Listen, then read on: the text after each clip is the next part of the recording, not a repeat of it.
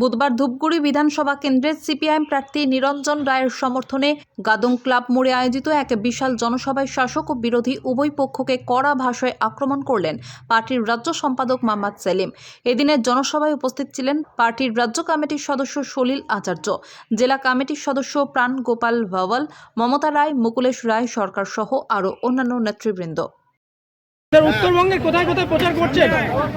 আমি এই দুদিন কুচবিহার, তারপর আলিপুরদুয়ার, তারপর জলপাইগুড়ি আজকে, তারপর কলকাতা গিয়ে ফিরে গিয়ে আবার সব জেলায় যাব। তারপর দার্জিলিং জেলা, তারপর উত্তর দিনাজপুর, তারপর মালদা, দক্ষিণ দিনাজপুর।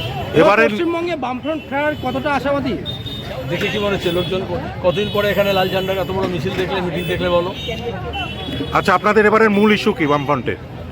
মানুষের যে চাহিদা, বেকার ছেলে মেয়েদের কাজ, পার্মানেন্ট কাজ, প্রত্যেকটা পরিবারে অন্তত একজনকে তার রোজগার দিতে হবে, সে দেওয়ার ব্যবস্থা করব। যত কন্ট্রাকচুয়াল আছে, ঠিকা শ্রমিক আছে, সরকারি স্কিমের মধ্যে কাজ করে পুরসভায়, পঞ্চায়েতে, তাদেরকে পার্মানেন্ট করা হবে 6 মাসের মধ্যে।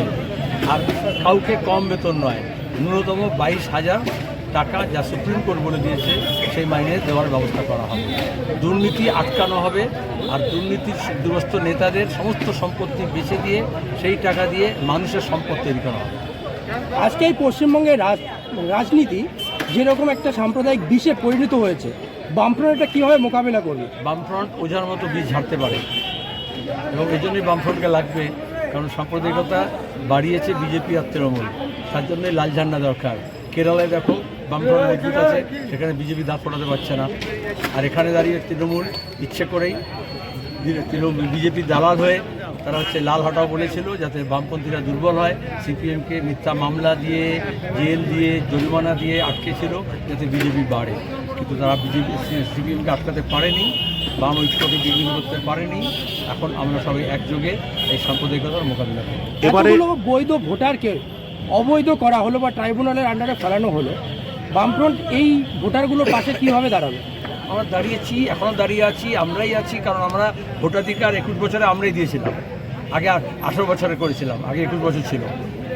আমরা দাঁড়িয়ে যখন বামফ্রন্ট ছিল তখন আমাদের যারা বিরুদ্ধে ভোট দিয়েছে তাদের ভোটাধিকার তো কেড়ে নেওয়া হয়নি, কিন্তু তৃণমূল পঞ্চায়েতে ভোট দিতে দেয়নি, ভোট লুট করেছে, গণনা কেন্দ্রে ভোট লুট করেছে। এখন বিজেপি ভোটার লিস্ট লুট করছে। সুতরাং বিজেপি তৃণমূলকে হটিয়েই আমরা আবার প্রত্যেকটা মানুষের সাংবিধানিক, গণতান্ত্রিক, মানবাধিকার এবং ভোটাধিকার যে আছে তা ফিরিয়ে দেবো।